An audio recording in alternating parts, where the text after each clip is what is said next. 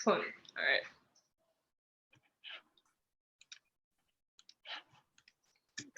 right. Hi, everyone. I'm Aaliyah. I'll be going over the land acknowledgement today. So the National Education Association of Disabled Students, NEADS, would like to begin this event by acknowledging the land on which we gather is the traditional, unceded, and unsurrendered territory of the Algonquin Anishinaabe people. As settlers, we are grateful for the opportunity to meet here, and we thank all generations of people who have taken care of this land for thousands of years. We are grateful to have the opportunity to be present on this territory. We commit to continue to explore and make meaningful contributions to the calls to action that result from the Truth and Regulation Commission Canada. If you would like to learn more about the land in which you live, learn, work, and play, and land acknowledgements, you can go to nativeland.ca. Thank you. Thank you so much, Aaliyah. That was wonderful and really important to reflect during National Indigenous Awareness Month. We know there was a day on Tuesday to recognize our role in reconciliation, so very important. So my name is Elizabeth Mohler, for those who just joined, and I am a research consultant with NEADS. I'm also a doctoral candidate at Western University, and today I am in conversation with none other than Frank Smith, NEADS founder and executive director. So I'd like to start off by, Frank, if you could just introduce yourself, tell us a little bit about NEADS and how you got involved. Thanks, Elizabeth, and thank you, Aaliyah, for the land acknowledgement, and Katja for what you said at the top as well, which wasn't recorded. So the organization, so I am the national coordinator, often referred to as the executive director of NEADS, and I guess I'm the person who has been with the organization for the longest. Originally, when we were promoting this event, in the description, it said that I've been with NEADS for 28 years. Actually, I've been with NEADS for 36 years, which is a long time. And of course, we are a youth-serving organization, primarily, recognizing that disabled students, of course, and graduates with disabilities are of sort of all ages. And we certainly represent post-secondary students and graduates with disabilities as a national consumer-directed organization, consumer-controlled organization. You know, the organization is definitely situated within the consumer-controlled organizations like the Council of Canadians with Disabilities. We are a member group of the Council of Canadians with Disabilities. And we have a network of on-campus disabled students organizations that we include in our family of organizations. And we, you know, as an organization which started way back in 1986 with a conference here in Ottawa that founded the organization in the fall of 1986, you know, things were very different back then. And I've seen over the course of my career with the organization, many changes. I mean, we could start with, for example, if you were a student generally, or a student with a disability in a college or university program back in 1986 when the organization was founded, most students were not using computers. It was before the internet, it was before social media. It was before many of the things that we take for granted these days, you know, in our daily living, in school, in workplace settings, etc. So, you know, within that context, when the organization was started, we also recognized that there were actually greater barriers for disabled persons in post-secondary education and in the labor market than there are today. I mean, there are all sorts of obstacles. There's discrimination. There are all sorts of barriers to participation in 2022. In 1986, because we were operating at a time where the technology wasn't as advanced, then it was more difficult. For example, if you were a student with vision loss in school or in the workplace, you were using 4-track tape recorders. You were relying on Braille more than those with vision loss today. And as a if you were entered into the employment market, of course, not having the technology, and this applies to persons with other types of disabilities as well, it was much more difficult to participate on a level playing field. So that was like a really long, rambling, I don't even know if I answered your question response. That's okay. You Trying to actually, give you some context.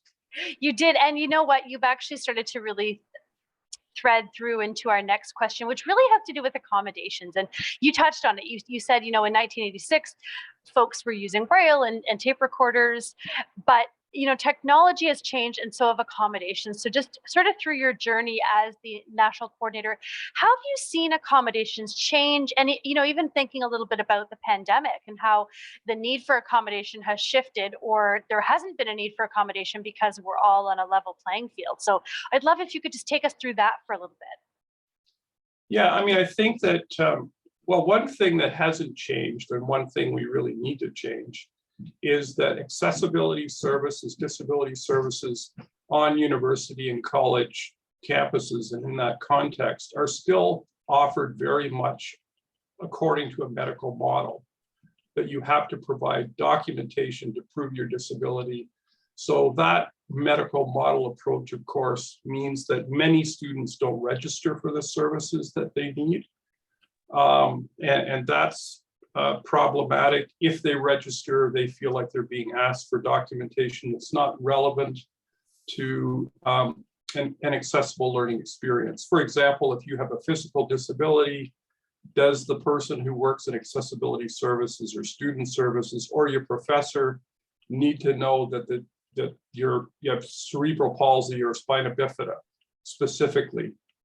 That is totally irrelevant to your access needs, to your mobility around and moving around campus. It just means that you're a person who has a mobility device, you might have a wheelchair, a scooter, whatever, and you have certain accommodations that are required for physical access and for learning access to academic materials, etc. And the specific nature of your disability for a medical approach is not really relevant, right? So I think that the approach to accommodations and accessible learning experiences has improved and modernized from the perspective that we are now talking about and applying, for example, universal design principles, universal design for learning, universal design for physical spaces. In other words, if you build it, if you create it in a way that it serves the most people in all spaces, in all contexts, then it will probably be much more accessible for students who have disabilities, recognizing though there's still need for some specialized supports and people who have training and knowledge, whether it has to do with adaptive technologies or has to do with counseling requirements or that sort of thing. There's still that need for specialized supports. Now, the hope is that, and it isn't always the case, sometimes it's not the case at all, that when you go to any office on campus, any event on campus, any classroom on campus, that you will be fully accommodated and supported, that you don't have to go to accessibility services or disability services to talk to your advisor and create an accommodation plan or whatever, that it should be a natural thing, that the learning environment, the classroom, the physical spaces are available and accessible to you as you move through your academic experience. And we also think about now more than we did back in 1986, we're more focused, I think, on academic accommodations. We're now thinking more about the entire post-secondary experience. We're thinking holistically. So, your educational experience is not just about being able to attend a class and absorb material in a lecture. It's also, are you able to fully participate in the post-secondary experience? And that includes campus life, being involved in your student government, being able to attend and participate in student services that are offered through student unions? Are you able to work on campus to get work experience and to that hopefully is career related? Are you able to participate in social activities and other extracurricular types of experiences like Frosh Week or whatever? All those things that are in many ways as important as the academic experience, because through all of those different opportunities, you grow as a person. When you're in college and university, you create networks and contacts, and you have that opportunity not only to succeed academically, but also make the kind of connections you need for the next step in life, which is, pursuing your career goals, moving on to into the labor market, those kinds of things. Those are really good points. And, I think a couple of things you touched on, like outside the classroom accommodations are so important. And I think we're starting to see that with, the release of the education standards and a whole section being devoted to social realm, right? And addressing that sort of outside the classroom barriers, or, a whole section that was devoted to practicum and placements and what that looks like. So I think that's really important. And I just wondered kind of if you could touch a little bit on, the last 2 years, we've seen this sort of reckoning with what an accommodation is and really thinking differently and critically about how we teach in our pedagogical approaches. So any reflections from you on sort of what COVID's taught us about accommodations and what's possible? Yeah, and I'm glad you mentioned that, because let's face it, going back 20 or 30 years ago, even 10 years ago, if we had had a pandemic, it would have been a totally different experience for students with disabilities in post-secondary education than it was for the last 2.5 years or whatever, since March 2020. That it's been difficult. It's been very difficult, and of course, it's been tragic. But even 10 years ago, we didn't have the technology to be able to offer remote learning, offer hybrid learning, offer opportunities for even events like this, right? And when you think about the fact that many of the sort of adaptive technology pieces, even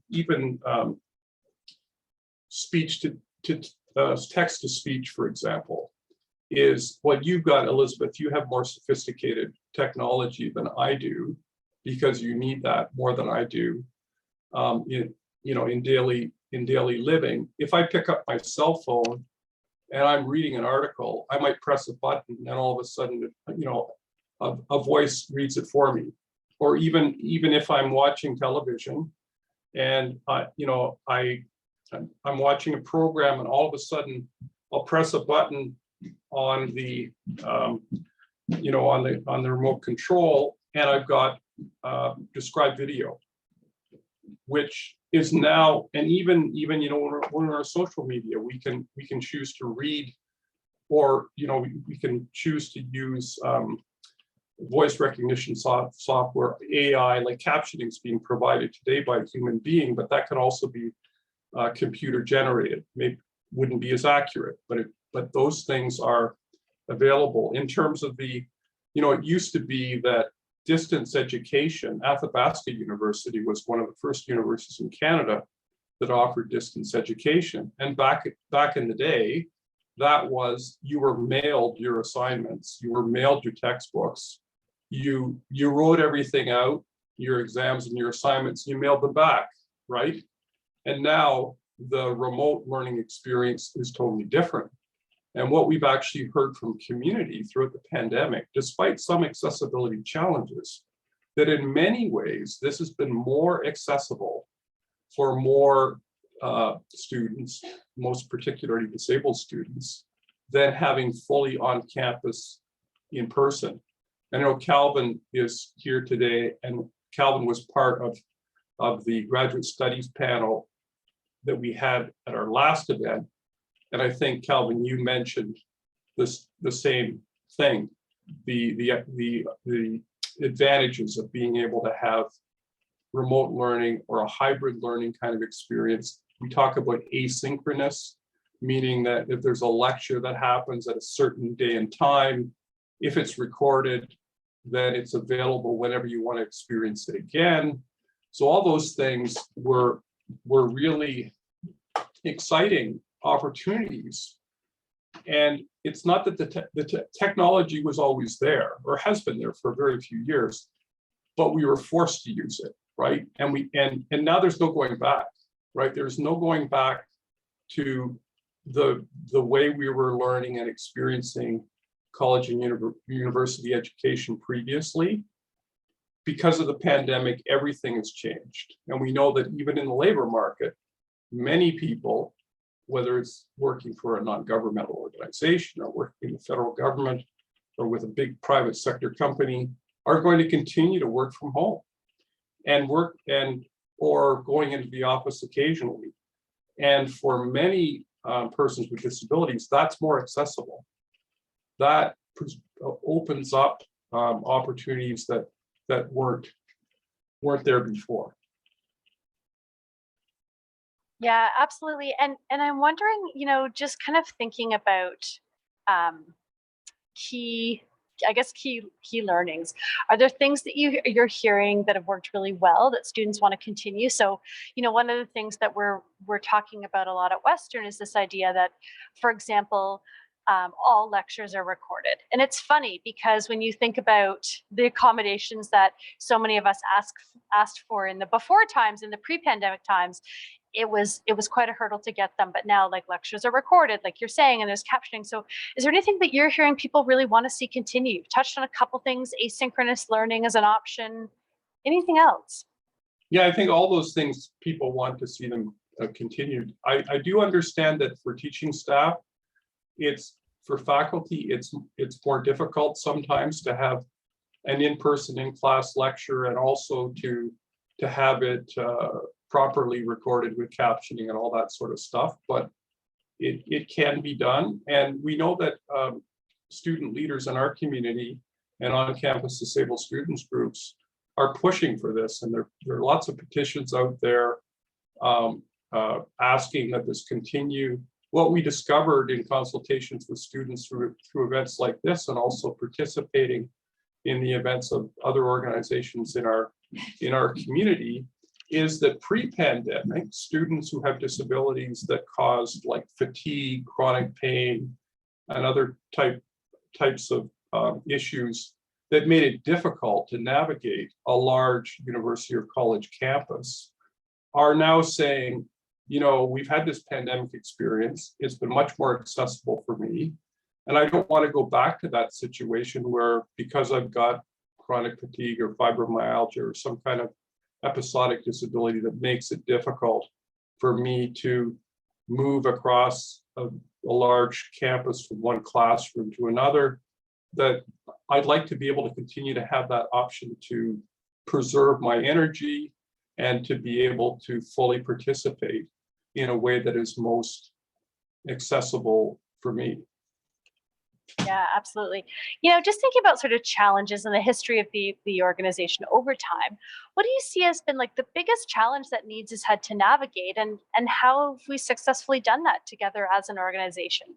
Well, I'll start by mentioning a personal challenge for me. When I became the coordinator of the organization in 1986, and that came about out of sort of a joint effort of the precursor to the Carleton Disability Awareness Center, which was called Awareness Carleton, and also the person who was the director of the Paul Menton Center Accessibility Services, helped to coordinate bringing together a bunch of people to write a proposal to government to hold the first conference of the organization. So that was way back in 1986. At that time, I didn't have a disability. And I lived in residence at Carleton University. I studied at Carleton from 1981 to 1985 and got a Bachelor of Journalism degree. I lived in residence with a number of, on a floor that was really accessible and was actually right at the sort of vanguard or beginning of on-campus 24-hour attendance services. So many of my friends were people with were students with disabilities. And then I started writing about disability issues in my journalism program. And then after I had graduated and I was brought in to write this, I was invited to write the grant application for the first conference, the founding conference, where we actually had elected our first board of directors, and it was a very exciting time. I didn't have a disability at that time. Fast forward to, although I had a lot of empathy and I had a lot of compassion and passion for the issues, etc. In 2006, I was hit with a really weird kind of flu-like virus, and I was just dealing with devastating kind of fatigue, and I had chronic pain, and I didn't know what was going on. I was alternately sort of diagnosed with chronic fatigue syndrome and then Lyme disease, etc. And then years later, it was determined that I felt dizzy all the time. I still do. And years later, it was determined that I had damage to the cerebellum of my brain, which affects balance, of course, right? And so when I went through that, and I really struggled a lot, and I'm doing better now, I think the brain kind of rewires itself. It doesn't seem to be progressive, but it seems to be permanent. And when I went through that, it was actually really important to me, as hard as it was in my life, to experience that, because I felt I had more empathy than ever before. And when we were doing the projects that we're doing to support disabled students, developing the resources, doing the work of advocates in the community, and when I was individually connecting with students who were struggling with different issues, I could totally relate personally to what they were experiencing. And I feel that the struggle that I went through with my own health and well-being, and moving from a place where I didn't have a disability to when I did, a number of years into my work as national coordinator, I feel that has made me better at my job than I was previously, and with greater empathy, with greater understanding. And also it's made me more passionate than I was. I feel like I'm 36 years into this job, but I'm more passionate about it than when I started way back in 1986. And everything was different back then, including my own personal life and experience with disability. So, it sounds like experiential knowledge of disabilities really played a role in how you approach the work and approach your conversations with folks, and even maybe the types of research projects that we take on, which is really wonderful to hear. It's not a conversation if you don't ask about successes and key milestone moments. So are there any really big successes that the organization has been a part of or experienced that you want to share, and any key milestone moments that stand out to you as national coordinator about your work with the organization? Well, I think that, over the years, I was actually looking at a timeline that I found on our website, and it went from 1986 to 2000. And it showed, actually, we used to have a national conference every 2 years. We started with the one in Ottawa. In 1988, we were in St. John's, Newfoundland. And then we were in, I guess, in 1990 in Halifax, 92 in Vancouver, and we went right across the country with our national conference. The last national conference was in 2010 in Winnipeg.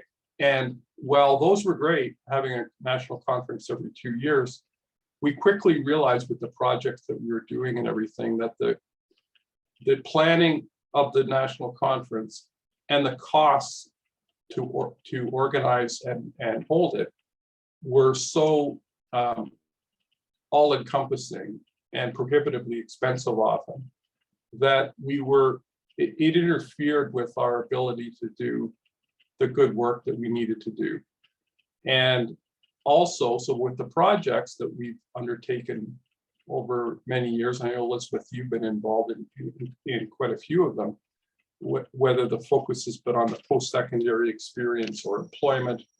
Oftentimes with other partners in our community, it's been really quite exciting to see those projects and what they produce. But one of the things that we moved away from was just focusing on one every 2 years huge national conference in one city, to integrating smaller events into each of our projects when we apply for funding. So, for example, the Virtual Access for All project that we're doing right now, we're going to have 6 to 8 consultations across Canada starting in the fall.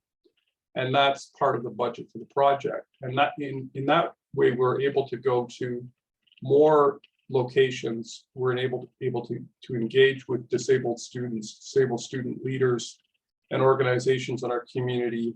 And it's a more grassroots kind of approach where we can't go to every city in the country. It's a huge country, but we try to, as much as possible, engage with students in different parts of the country, recognizing that there are different issues and concerns. In some cases, it has to do with economic circumstances in a particular province or region, or in terms of challenges, getting to the issue around challenges and milestones and everything. We know that depending on the federal government of the day or the provincial government of the day, that we may have made huge gains, and then all of a sudden, if we have a conservative government in a particular province where there wasn't before, we see those gains eroded, right? And those things are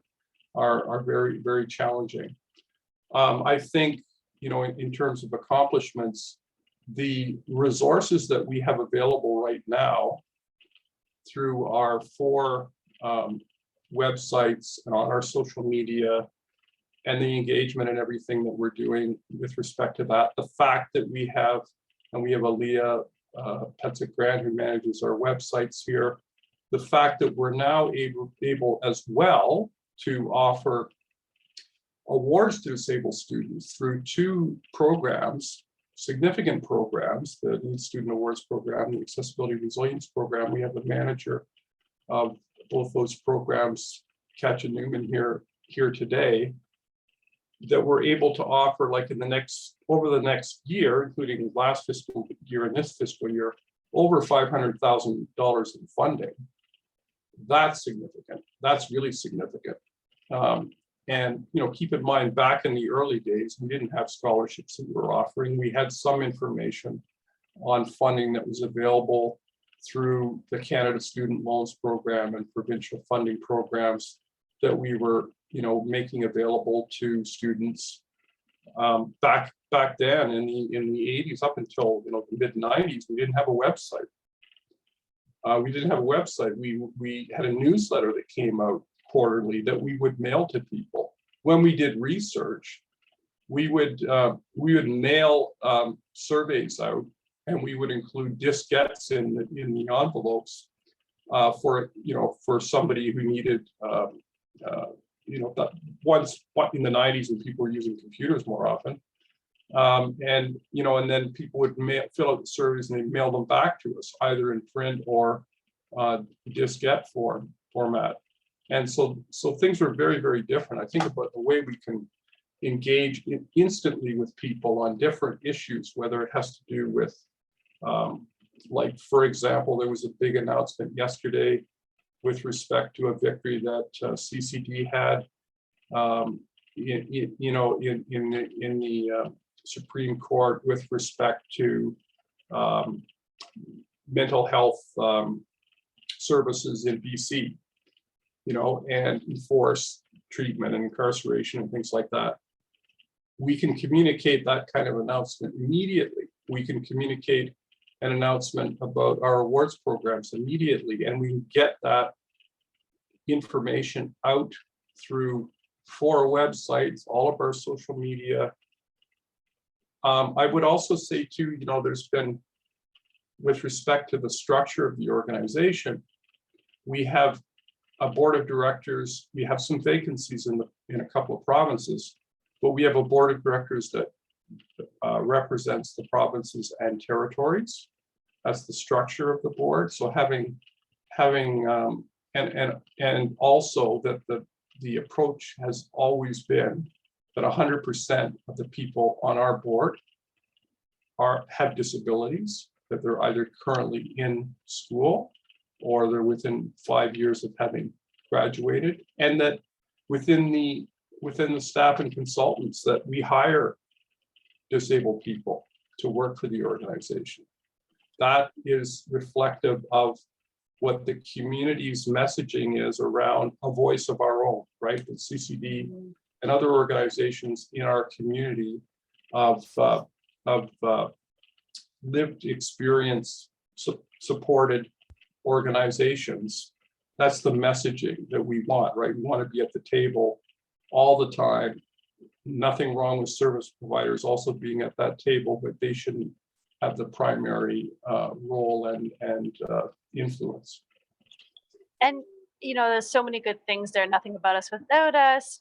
Really drawing on the experiential knowledge of people with disabilities to inform the work of the organizations, and really being a voice with and not for.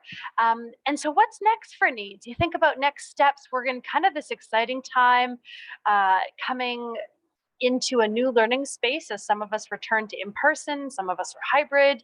We've learned a lot through COVID. We've done some great projects. So what's next for NEADS? Well, one of the things I think is really exciting is that we have a lot of great people working for the organization more than ever before. And our capacity to deliver on programs and services and resources and to do research is greater than ever before. I find there's also a climate where organizations are partnering and collaborating with one another more than ever before. Like, for example, our Mid-Career Workers with Disabilities project has 4 post-secondary partners and 4 non-governmental organizations that are involved with that project. That level of partnership means that you have you can amplify the benefits of a project. If you're it's great to do a project all on your own as the sole organization, but it's not nearly as impactful as when you're involving other organizations. And also, we have developed a partnership, strategic partnerships approach to signing, agreements and partnership agreements that are mutual and collaborative with other organizations in our community. Actually, Carly Fox, a member of our team who does communications and social media work, has developed a really excellent strategic partnerships package and approach. And we're reaching out to organizations and saying, we want to work with you. What can we do to support you?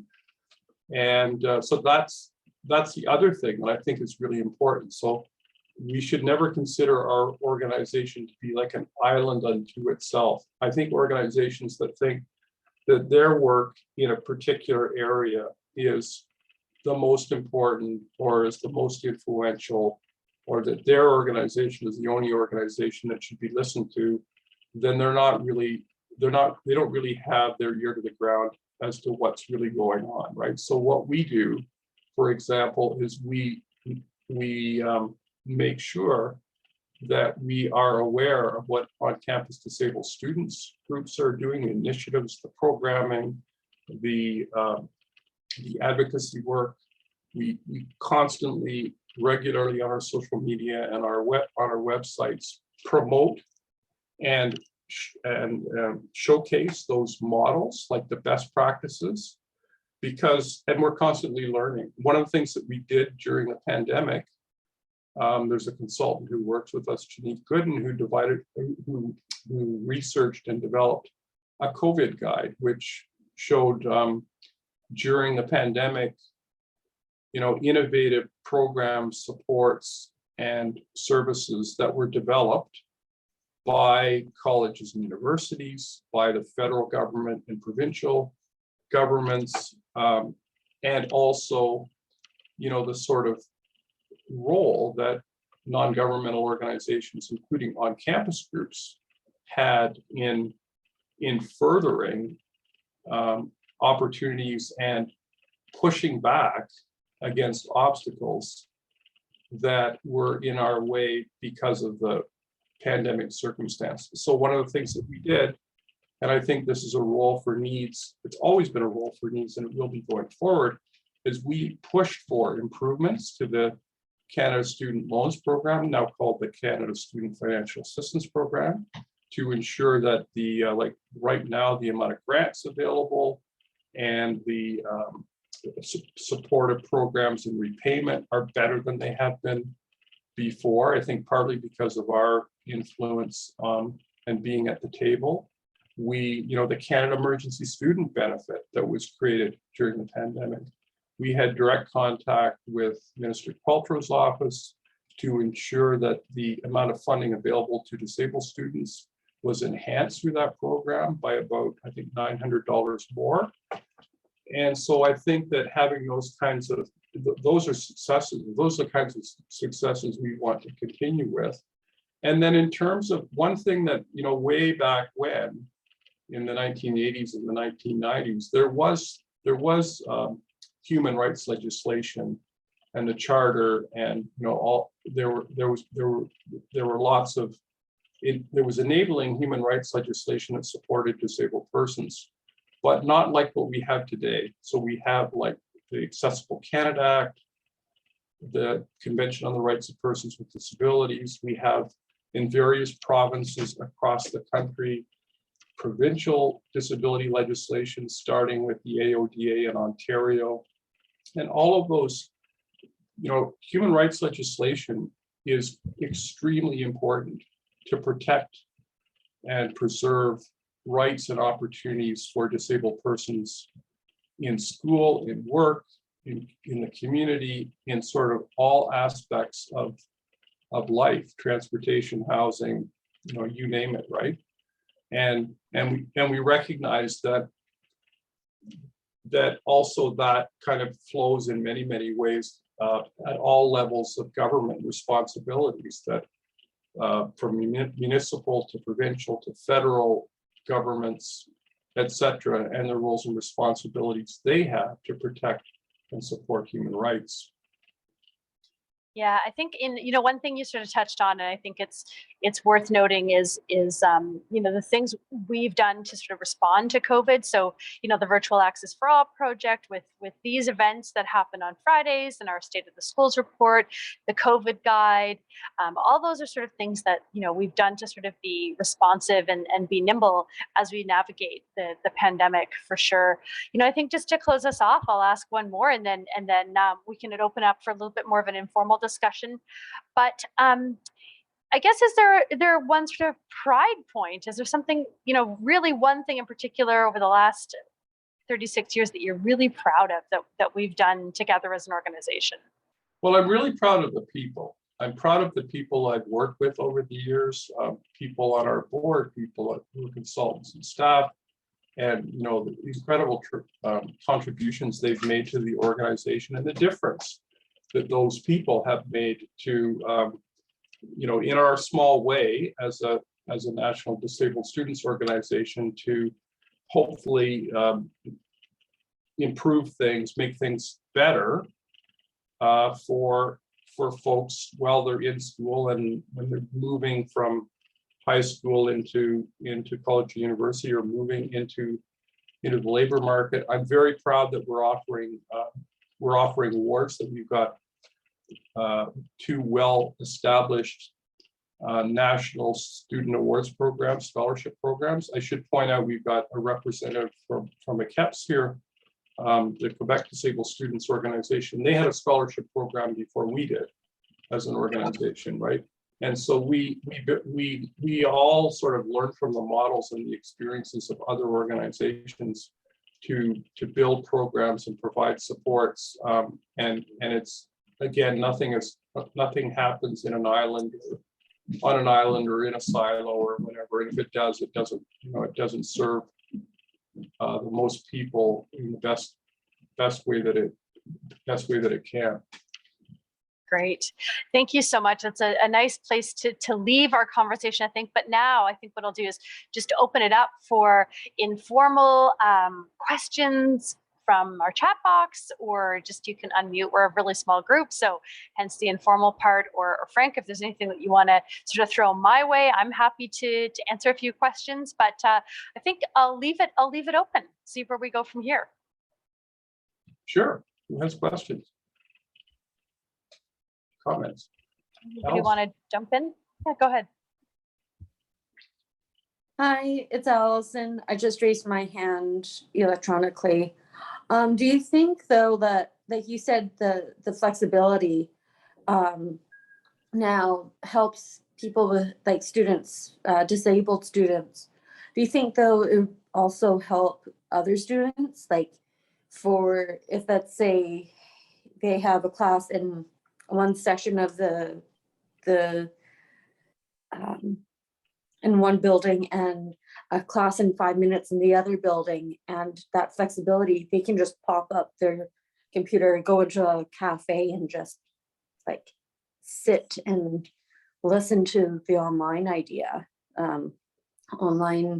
lecture and not have to rush to get to the next class. So it's not just the disability community, it's also those who are running around from one side of the campus to the other side of the campus. I totally agree with that. And let's face it, the students who have life experiences that make it difficult for them to always be where they need to be on time, including, for example, students who require attendance services to get going in the morning, for example. So if you have an 8:30 class and you live in Toronto and you live an hour away from the university, to get to an 8:30 class, you're a student with a physical disability, you use Wheel-Trans. Inevitably, you're going to be late some of the time to that 8:30 class, or even a class in the middle of the day, depending on the scheduling of the service, depending on weather. That's another thing we struggle with in most parts of this country, is that we have really bad winter weather for a long time. And this seriously impacts students being able to get to class. Obviously, some of that is disability dependent. If your wheelchair is stuck on a sidewalk somewhere between one building and another, it's not been cleared, you're not going to get to the class on time. So I think what you're talking about is so very, very true, right? I mean, to be able to experience a class wherever you are in the moment is really important. I do believe that you can learn a lot being in class, being able to interact in person with a professor or other students, being able to go to a coffee house or something on campus afterwards with some of your peers and talk about class you just had, or do group work or whatever. There are advantages to that. So probably a hybrid model is the best model, but we know we can do it now. And I think there are universities that are and colleges that are trying to shirk their responsibilities and saying, well, now, okay, we've done this, now we're in a different place. Now we want at least 75, 80% in class, in person, all the time. And that's like shifting all the way back to a place that we should probably never go back to again. Other thoughts or questions? Elizabeth, can I jump in? It's Heather. You may. I was hoping you would, but I'm not going to put anyone on the spot. But hi, Heather. So happy you're here. Me too. So many good points and so many thought-provoking points. The whole initiative around universal design for learning is something that that I've been pushing. I work as the accessibility coordinator at Toronto Metropolitan University, formerly Ryerson, and that isn't to say that I am in student services. I do not facilitate accommodation.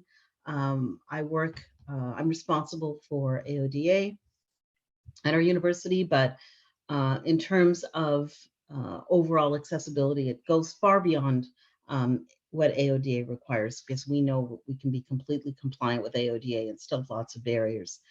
But the thing around universal design for learning and just accessibility overall has many, many challenges. And Frank's alluded to several of them. And even the ability to have access to recorded lectures. I know that there are faculty and faculty associations that just say, no, we don't. Intellectual property, we refuse to allow recorded lectures. You know, you have to have a special accommodation in order to have access to that. That would be such a brilliant access thing overall. And we did have it during the pandemic, but there is this move to, you know, we have to go back to normal now. And I know at our International Day of Persons with Disabilities event in December, you know, we said we don't want to lose what we've gained. Yes, there was lots of challenges during the pandemic, but as Frank said, you know we can do it now. So why would we go backward? So that's, you know, that's a challenge, is trying to not go one step forward and two steps back. But the other thing is, I'm always talking about accommodation and accessibility as being different approaches, and yet two sides of the same coin. They can't be working in tension. They have to be working in partnership.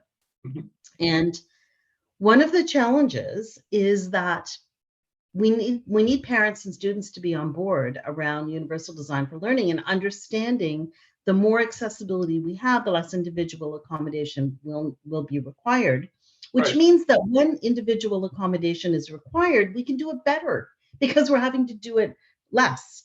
And the challenge is that, you know, students get labeled very young, and they carry those labels with them, and they have all of this, you know, rightly so, wraparound services throughout. But what is needed in primary school and high school is not necessarily the same thing that's going to be needed in a university environment. And parents have it in their head that my kid needs this, you know, and they often don't let their kid, you know, advocate for themselves. I mean, I'm somebody that grew up with a disability myself. I didn't have the opportunity to go to post-secondary until I was almost 30 because I couldn't afford it, because I didn't get in the first time I tried. There was all kinds of challenges. But in some ways, I was better off because I wasn't sort of carried through with all of this stuff. So parents, rightly so, are saying it's my child's right to have this accommodation. Absolutely, you know, and the kid says that too, but they don't, you know, they don't understand that it's better if it's just accessible in the first place. And the other person that spoke earlier, yes, everyone will benefit. So I see that is a real challenge, both on the faculty side of things, parent side, student side. Everybody needs to kind of get on board with this and work in partnership. Yeah, and I think that also we have to think when it comes to the disability experience on campus. We have students who have disabilities, we have faculty members, we have staff, all of these people on campus who, and it's a large number of people depending on the size of the university or college, who have disabilities and require that level of support. One of the things that happened in the event we had was excellent event we had with Statistics Canada a couple of weeks ago. I'm trying to remember exactly how long ago it was. Time flies really fast.